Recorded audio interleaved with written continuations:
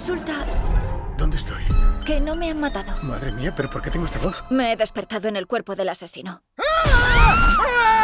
El carnicero de Blissfield vuelve a matar. No te asustes. I'm going to start with like the intense question.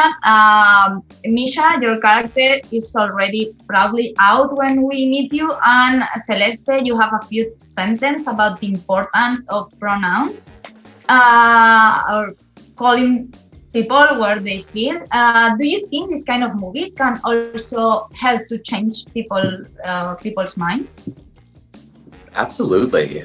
I mean, Celeste and I have really been loving how progressive this film is in that way. I mean, we both as queer performers, you know, it's been amazing to have a film that through the lens of a wacky, funny, scary film talks about real issues, about an openly queer character, proudly and unapologetically Black character, and how Celeste brings up the pronouns conversation, and Josh talks about queerness with his mom. I think it's incredible that a film is tackling these very big issues through a very accessible, funny, kind of very audience-ready way.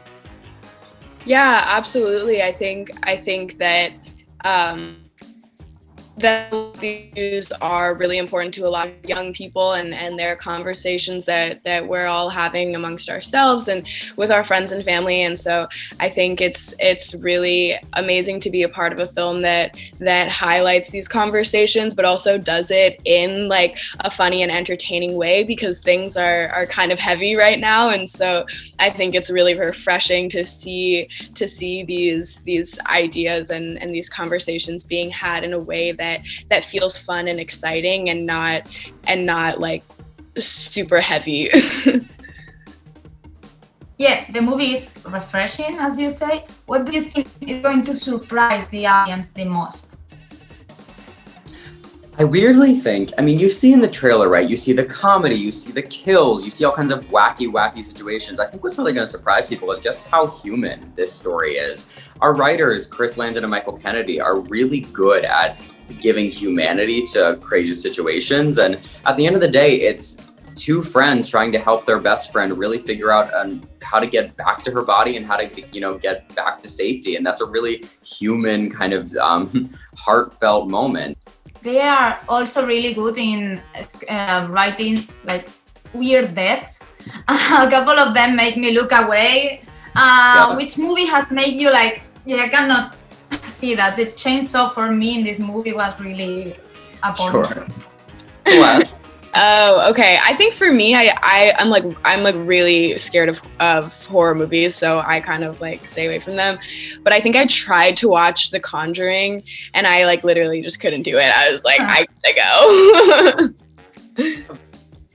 For me, you know, like I think we've gotten very good with like digital effects now, and things feel like beautiful and great, but like they're a little kind of shiny and fake. But like 80s and 90s like slasher films, when all the effects were practical and the blood is like dye coming out of like a dummy, and like that really scares me because it looks real. It looks like home video, and that's terrifying. So now I have to do like a body swap question. It's almost mandatory. If you have to change a body swap with a character from the last movie or TV show you've watched, who will you pick? From the last movie or TV show I've watched?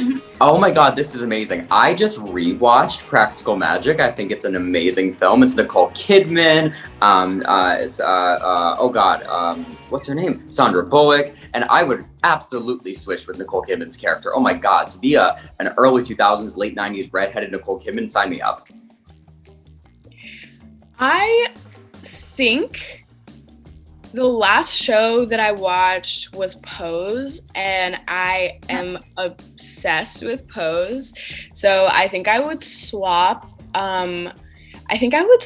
Bodies with Elektra, because I just really want to be a part of those balls. I think that would be the most fun. ¡Ay! ¿Quieres parar? Soy yo, soy Millie. Toma, toma, Blissfield mola y los demás vais a la cola. ¡No puede ser!